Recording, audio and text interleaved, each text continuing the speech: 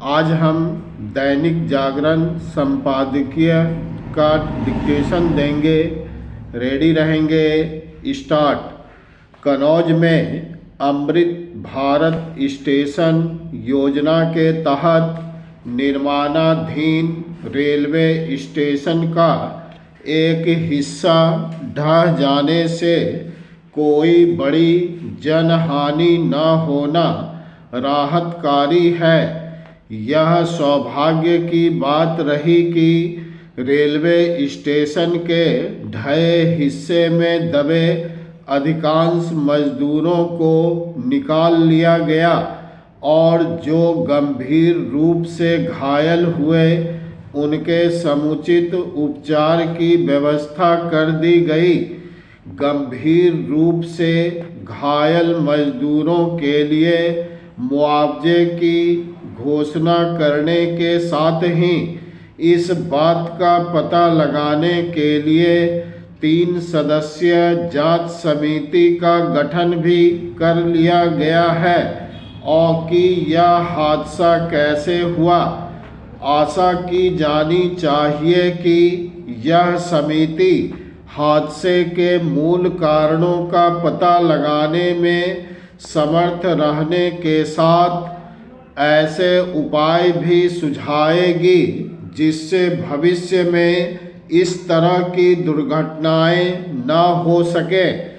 इस समिति को इस बिंदु पर ध्यान देना चाहिए कि दुर्घटना का कारण कहीं सुरक्षा उपायों की अनदेखी तो नहीं थी। इसके अतिरिक्त उसे यह भी अवश्य देखना होगा कि कहीं निर्माण कार्य की गुणवत्ता से समझौता तो नहीं किया गया था। इस पहलू पर विशेष रूप से ध्यान देना इसलिए आवश्यक है क्योंकि अमृत भारत स्टेशन योजना के तहत देश भर में 1200 से अधिक रेलवे स्टेशनों को उन्नत किया जा रहा है ताकि रेल यात्रियों को समुचित सुविधाएं मिल सके।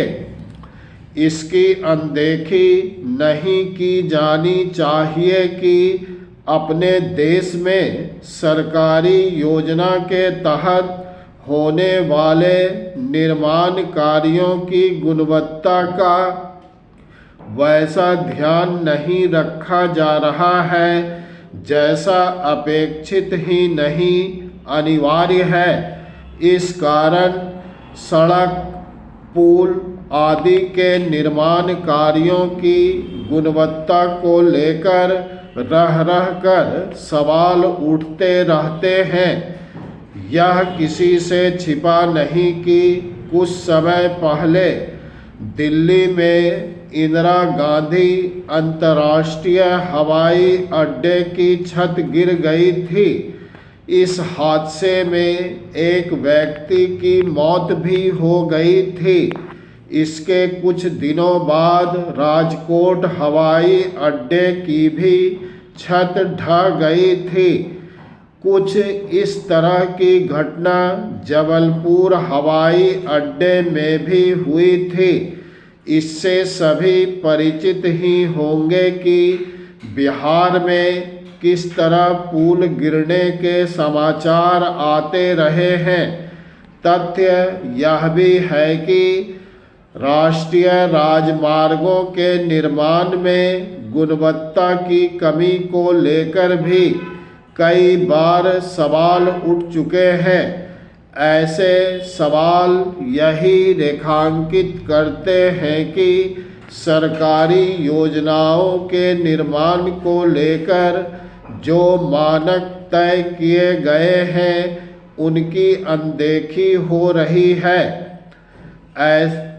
एक ऐसे समय जब विकसित भारत के लक्ष्य को ध्यान में रखकर बुनियादी ढांचे के निर्माण पर विशेष ध्यान दिया जा रहा है और इसके चलते देश के बड़े पैमाने पर निर्माण कार्य हो रहे हैं, तब यह सुनिश्चित किया ही जाना चाहिए कि उनकी गुणवत्ता से कोई समझौता न होने पाए।